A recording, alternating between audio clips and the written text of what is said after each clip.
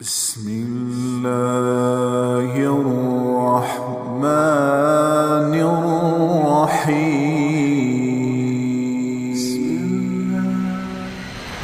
مجھ سے کہنے لگا میں یہ سوچا کرتا تھا عزت دولت اور شہرت یہ میری زندگی کا مقصد ہے.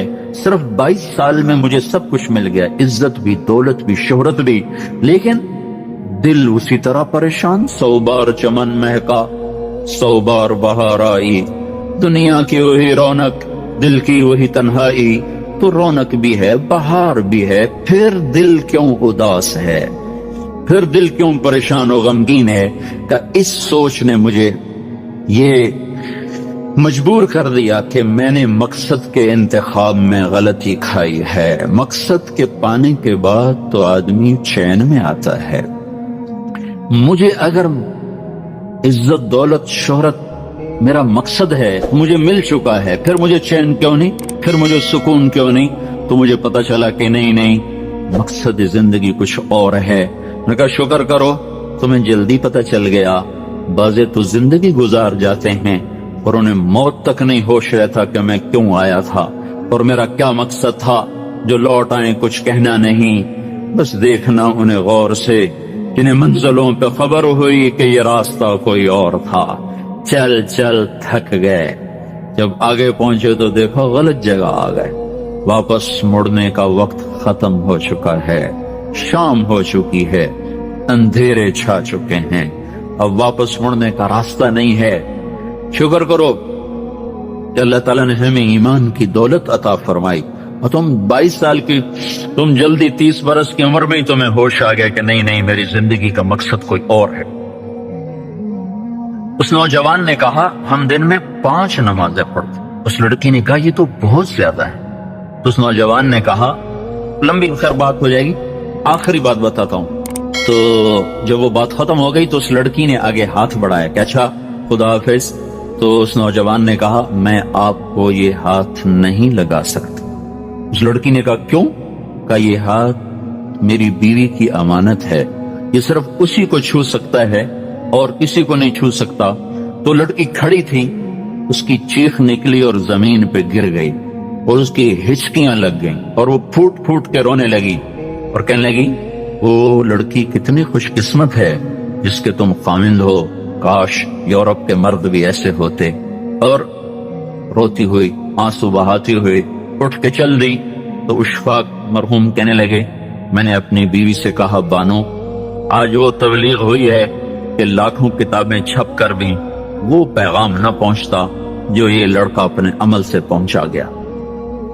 تو ہمیں ایک زندگی کا میرے عزیزوں مقصد ملا ہے. اللہ ہماری منزل ہے، ہم اللہ کو سامنے رکھ کے زندگی گزارنے والے ہیں. ہم آزاد نہیں ہیں، ہمیں اللہ دیکھ رہا ہے، ہماری اللہ سن رہا ہے. اللہ ہمارے ساتھ ہے، اندھیرے میں، اجالے میں، تنہائی میں. کسی سے بھی چھپ جاؤ، اللہ سے نہیں چھپ سکتے. کہیں چلے جاؤ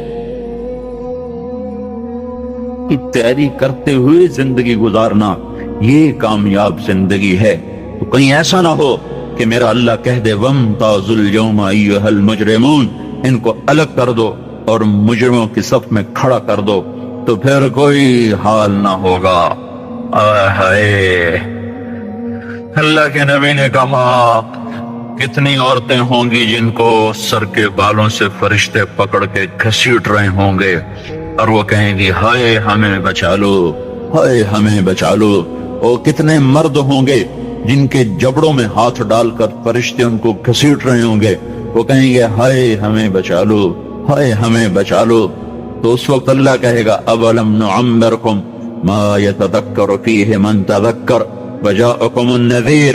میرے بندے یہ چند آنسو دنیا میں بہا لیتا، جو آج تو کر رہا ہے دہائیاں دے رہا ہے، یہ تو دنیا میں دے لیتا تو آج اپنے رب کی رحمت کو دیکھتا.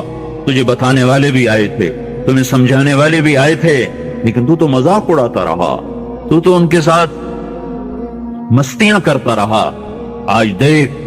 آج دیکھ ایمان والے کتنے اونچے جا رہے ہیں، اور جنہوں نے مجھے راضی کیا وہ کتنی بلندیوں کا سفر کر رہے ہیں، اور ان کے ساتھ میں کیا کرنے لگا. یہ کامیابی اس کو ملے گی जो अपना सब कुछ अपने अल्लाह पर लगा देगा, वो अपना सब कुछ अल्लाह के महबूब सल्लल्लाहु तआला अलैहि वसल्लम के तरीके पर लगा देगा। ये कामयाबियां उसका मुकद्दर हैं। ये जिंदगी चंद रोजा है और आज एक सैलाब है मेरे अजीजों मगरिब की तहजीब का।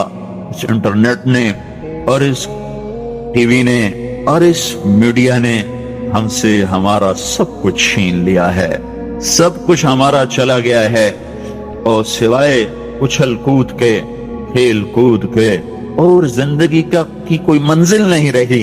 मैं आप सबके सामने ये दरख्वास्त करता हूं कि अपनी जिंदगी की मंजिल तय करो।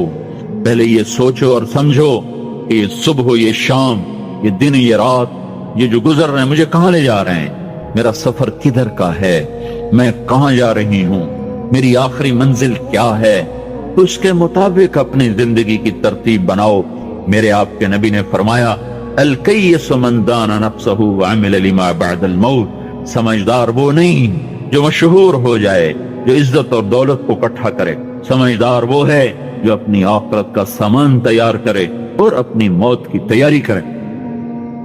इस पर जो जम जाएगा वो दुनिया और आखिरत में कामयाब है, जो इससे हट जाएगा वो हालात को बर्बाद है।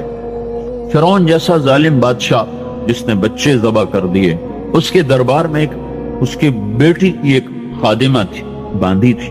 उसने चुपके चुपके कलमा पढ़ लिया, वो मुसलमान हो गई, वो ईमान ले आई। ईमान ऐसी दौलत है जो छुपे नहीं छुपता, छुपे नहीं छुपता, वो नजर आता है। जहां नजर आता है वहां रोशनियां फैल जाती।